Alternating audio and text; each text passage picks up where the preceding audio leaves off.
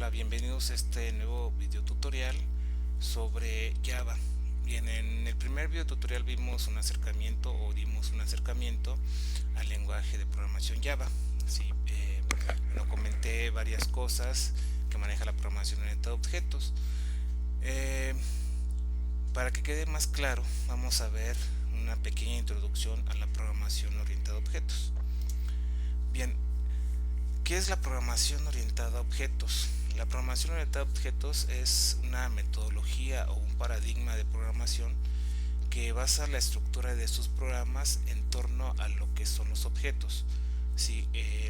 La programación orientada a objetos ve a todas las entidades como objetos que tienen características y que tienen comportamientos. ¿Sí? Dentro de la programación orientada a objetos, entonces podemos ver a un objeto, ¿sí? Como una entidad. Por ejemplo, aquí, ¿qué es lo que vemos? ¿Sí? Vemos un celular o un móvil. ¿Sí? ¿Cómo sabemos que es un celular? Porque ya tenemos un concepto preconcebido de que, bueno, cuando vemos esta imagen o el aparato sabemos que se trata de un celular, ¿sí? De un objeto que tiene ciertas características y que podemos hacer ciertas cosas con él. Bien, entonces un objeto es una entidad que puede ser tangible o intangible. Por ejemplo, una cuenta bancaria es un objeto o una entidad intangible. En este caso el celular es una entidad tangible. Estas entidades poseen características y acciones o comportamientos que realizan por sí solos. ¿Sí? O también pueden interactuar con otros objetos. Por ejemplo, podemos mandar mensajes de un celular a otro celular o de un número de celular a otro número de celular. Si entonces un objeto es una entidad caracterizada por sus atributos propios y cuyo comportamiento está determinado principalmente por las acciones o funciones que pueden modificarlo. Si entonces un objeto pues es cualquier cosa de la que podemos emitir un concepto. Si por ejemplo aquí habla de características. Sí, aquí tenemos características.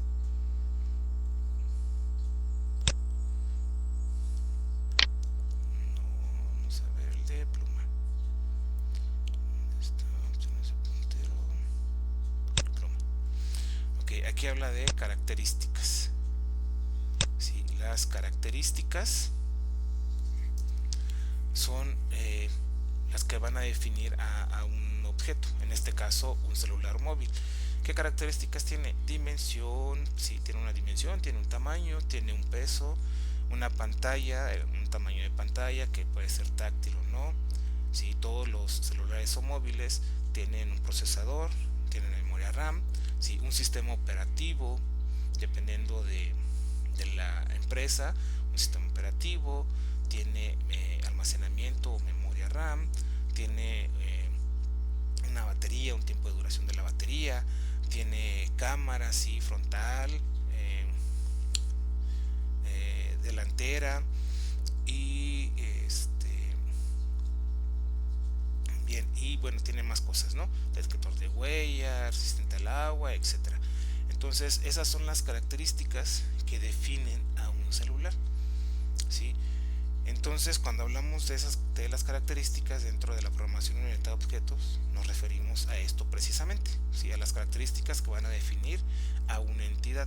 Por ejemplo, si hablamos de una persona, ¿sí? Las características que van a definir a una persona va a ser su nombre, su edad, su estado civil, su género, etcétera. ¿Sí? Entonces, estamos hablando de atributos dentro del ámbito de programación orientada a objetos. ¿Sí? Los atributos son los datos o variables que caracterizan al objeto y cuyo valor en un momento dado indica su estado. ¿Sí? Un atributo no es más que una característica del objeto. ¿Sí? Aquí tenemos nuevamente característica de un objeto. Mediante los atributos vamos a definir la información oculta dentro de un objeto, la cual se puede manipular solamente por los métodos definidos sobre dicho objeto. Sí, y al hablar de métodos, entonces estamos hablando de los comportamientos, ¿sí? Un celular o móvil, si acá vemos acciones o comportamientos, tiene ciertos comportamientos, ¿sí? Por ejemplo, navegar en internet, enviar mail, enviar mensajes de texto, guardar y escuchar música, realizar cálculos matemáticos, organizar agenda, realizar videollamadas, etcétera, etcétera, etcétera, ¿sí? Enviar mensajes multimedia, ¿sí? Son las acciones o los comportamientos que puede tener un teléfono celular. Sí, y al referirnos al comportamiento de una entidad o un objeto, estamos hablando entonces de algo que se conoce como métodos. ¿Sí? Y los métodos son las operaciones. ¿Sí? Aquí tenemos acciones o funciones o comportamientos que se aplican sobre los objetos y van a permitir crearlos. Van a poder también cambiar su estado o consultar el valor de sus atributos. Los métodos constituyen entonces la secuencia de acciones que implementan las operaciones sobre los objetos. La implementación de los métodos no es visible fuera del objeto, ¿sí? Lo que significa que aquí estamos hablando de otros conceptos como encapsulamiento. ¿Sí? El encapsulamiento lo vamos a tratar un poquito más adelante, que es una de las características de la programación orientada a objeto. ¿Sí? Lo que nos debe de quedar muy claro es lo siguiente.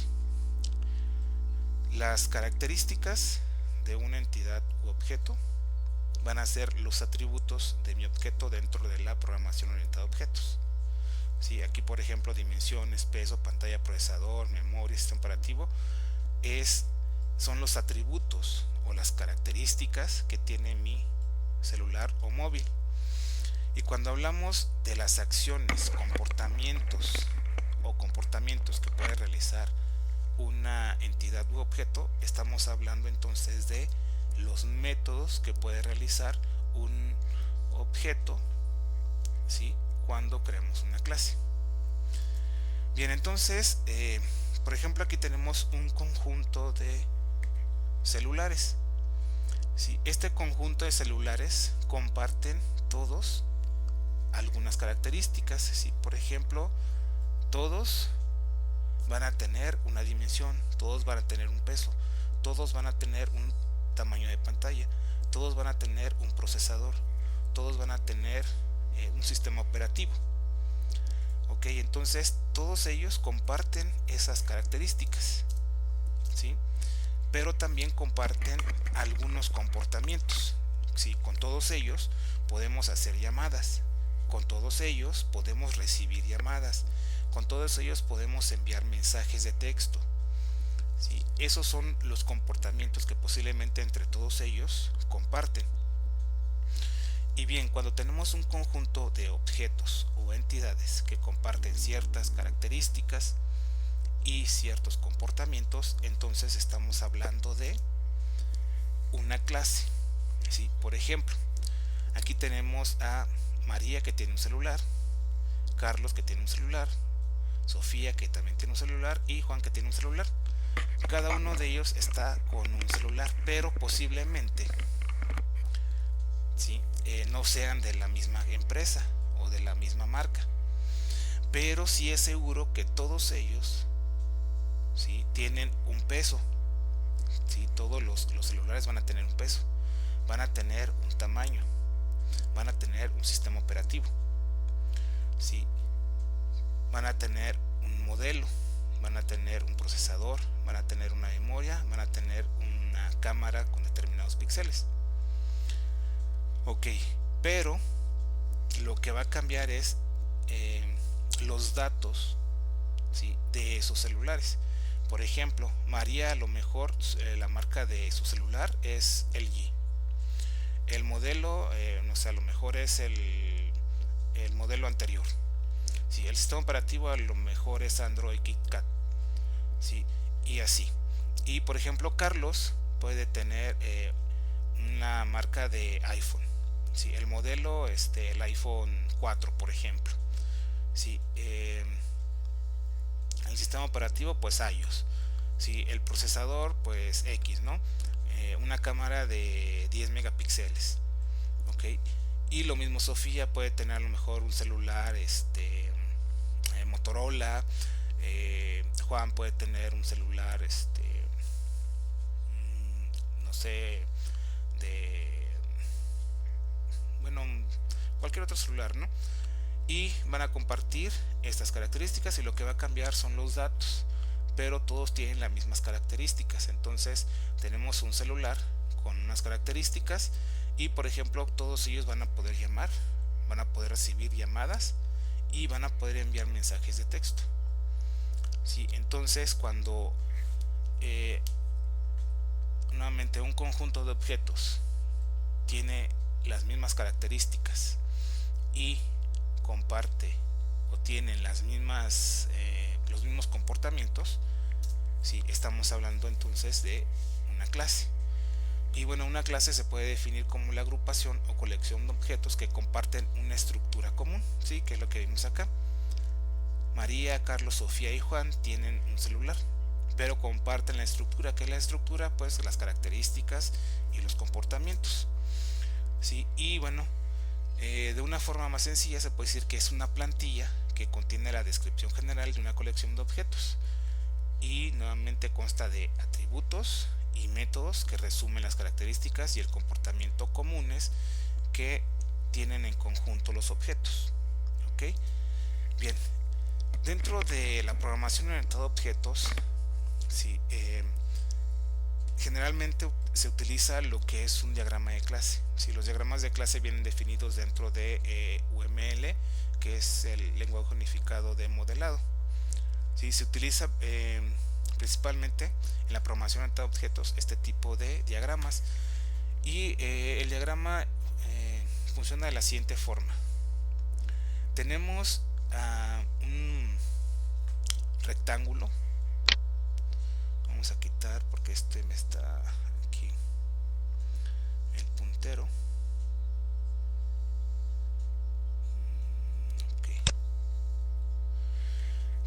Bueno, tenemos entonces el diagrama de clase que va a ser como un conjunto de o tres rectángulos o cuadrados apilados, ¿sí? O un rectángulo dividido en tres, que en la parte de arriba, en el encabezado, siempre va a ir el nombre de la clase.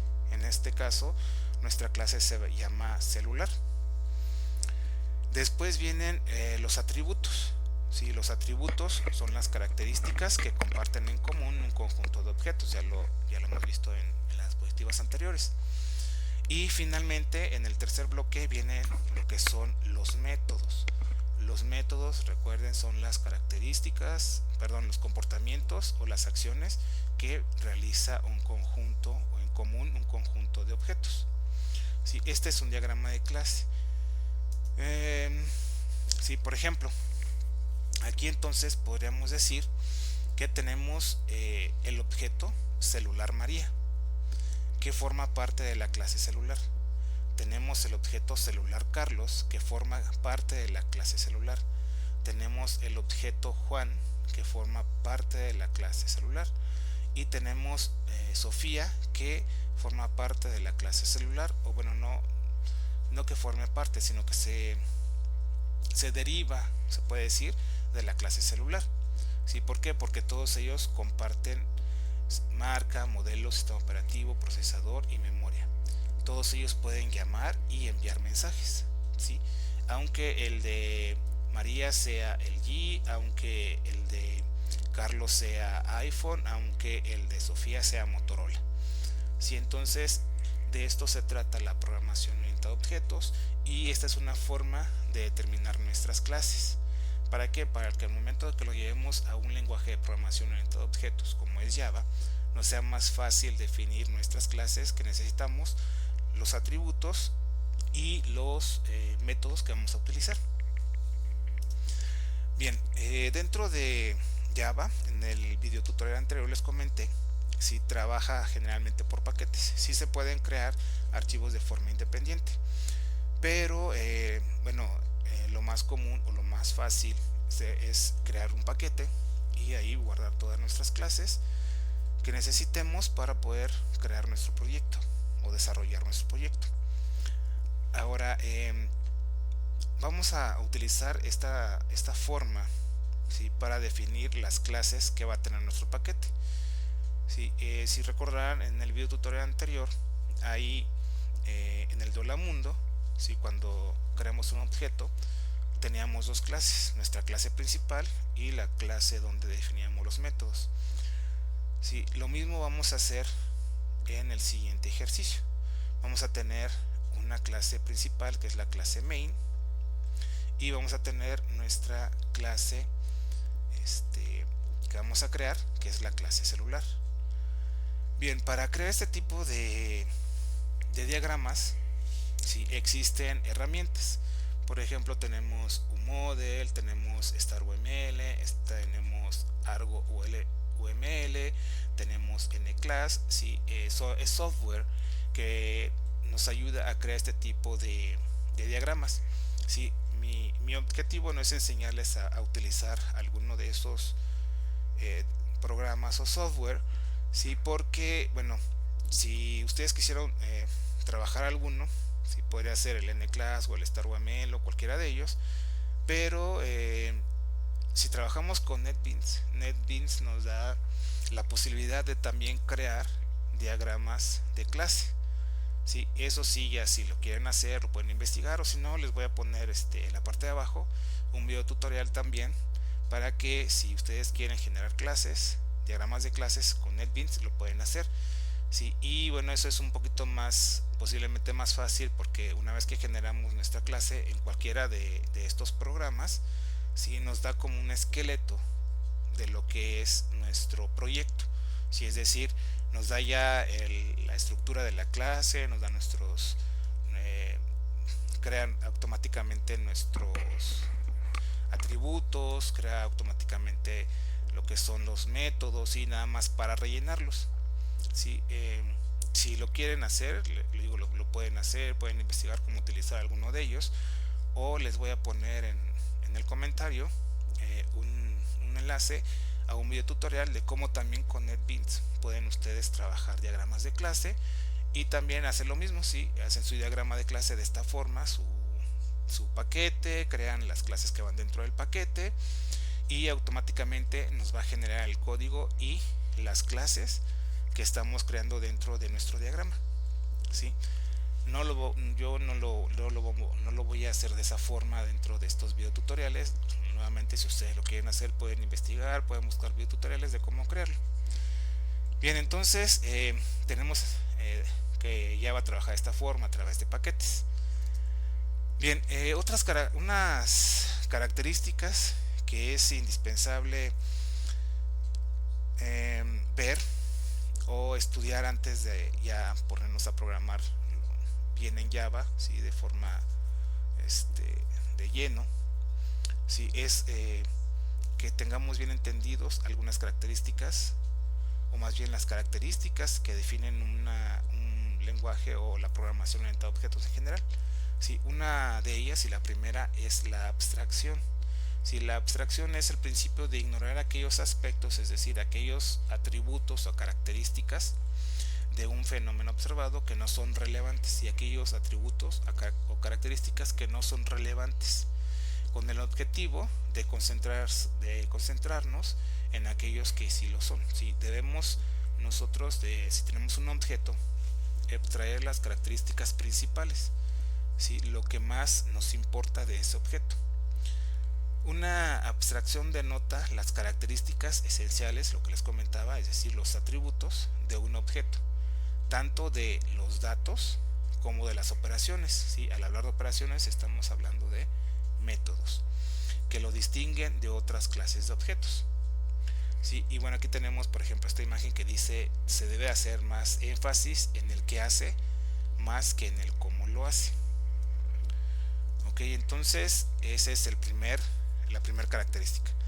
La siguiente característica, que es muy importante también dentro de la programación orientada a objetos, es el encapsulamiento. ¿Sí? Que es el ocultamiento de la información. El encapsulamiento es la propiedad de la programación orientada a objetos, que permite ocultar al mundo exterior la representación interna de un objeto. Es decir, no me importa que esté dentro de mi clase, ¿sí? Siempre y cuando haga lo que yo quiero que haga. Si permite el ocultamiento de la información separando el aspecto correspondiente a la especificación de implementación. De esta forma se distingue en el qué hacer del cómo hacer. La especificación es visible al usuario, ¿sí? Es decir, nosotros creamos los objetos y podemos tener accesos a ellos a través de sus métodos públicos.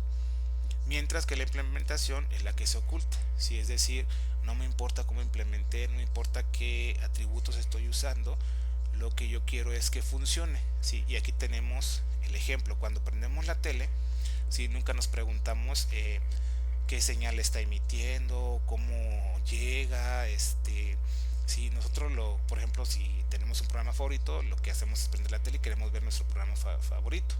Si entonces aquí, por ejemplo, dice que la televisión oculta sus operaciones a la persona que la ve. Si entonces no nos importa qué hay dentro, lo que queremos es tener un resultado. Sí, y a eso se refiere el encapsulamiento. Y bueno, lo que yo hago la analogía es lo siguiente. ¿Sí? Si nosotros tenemos nuestra casa, ¿sí? A nuestra casa no va a entrar cualquier persona que vaya pasando, ¿sí? Solamente a los que nosotros les damos acceso, a través de una llave, a través de una invitación que le hacemos, ¿sí? El encapsulamiento es eso, solamente aquello que está permitido en lo que se va a poder utilizar. Otra característica, ¿sí? Dentro del encapsulamiento son los modos de acceso. ¿Sí? Los modos de acceso son la forma en que un método o un atributo va a poder ser visible, ¿sí? Desde otro o desde afuera. Si por ejemplo, si es público y en los diagramas de clase se utiliza el método más, ¿sí? Son atributos o métodos que son accesibles fuera de la clase. Pueden ser llamados por cualquier clase, aun si no está dentro del mismo paquete. Tenemos que puede ser privado y en los diagramas de clases se utiliza el símbolo menos, y son atributos o métodos que no son accesibles dentro de la implementación, que solo son accesibles, dentro de la implementación, es decir, que solamente en la clase se van a poder utilizar. Sí, y el protegido o protected en inglés son atributos o métodos que son accesibles por la propia clase y por las clases hijas. Cuando hablamos de clases hijas o subclases, estamos hablando de otro concepto o característica de la programación orientada a objetos, que es la herencia. Sí, dice que los atributos de los métodos que son públicos constituyen la interfaz de la clase, es decir, lo que el mundo exterior conoce de la misma. Es lo que les comentaba. Si va a ser público, cualquier persona o cualquier clase, si en este caso va a tener acceso a ya sea el atributo o método que sea público. Bien, y finalmente la última característica dentro de la programación orientada a objeto que vamos a ver es la de la herencia. ¿Sí? Y la herencia, bueno, es el proceso mediante el cual un objeto de una clase adquiere propiedades que fueron definidas en otra clase. ¿Sí? Y a esto se le conoce como jerarquía de clasificaciones. Esto nos va a permitir la definición de un nuevo objeto a partir de otros, ¿sí? Agregando las diferencias entre ellos. Por ejemplo, se le conoce como programación diferencial, evitando así lo que es repetir código. Y una característica de Java o de la programación orientada a objetos es de que nos permite la reusabilidad o reutilización de código. Bien, entonces esto es a manera general lo que es la programación orientada a objetos. ¿Sí? Falta una última característica, que es el polimorfismo. ¿Sí? El polimorfismo es una propiedad de la programación orientada a objetos que nos va a permitir que un método tenga múltiples implementaciones. Por ejemplo, en los lenguajes estructurados, si yo tengo una función que se llama área y recibe un parámetro, y tengo otra función que se llama área y recibe dos parámetros, ¿sí? El compilador me marca un error porque no pueden existir dos funciones con el mismo nombre. Sin embargo, en los lenguajes orientados a objetos, ¿sí? Eso es permitido, ¿sí? A través del polimorfismo. Puedo tener dos métodos que se llaman igual, pero que reciben diferentes mensajes, ¿sí? Es decir, reciben diferentes parámetros. Si puedo tener el método ARIA con un parámetro, y puedo tener el método ARIA con dos parámetros, y puedo tener un método ARIA con tres parámetros. ¿Sí? Y los lenguajes orientados a objetos me permiten eso. ¿Sí? ¿Por qué? Porque son tres métodos pero con diferente parámetro.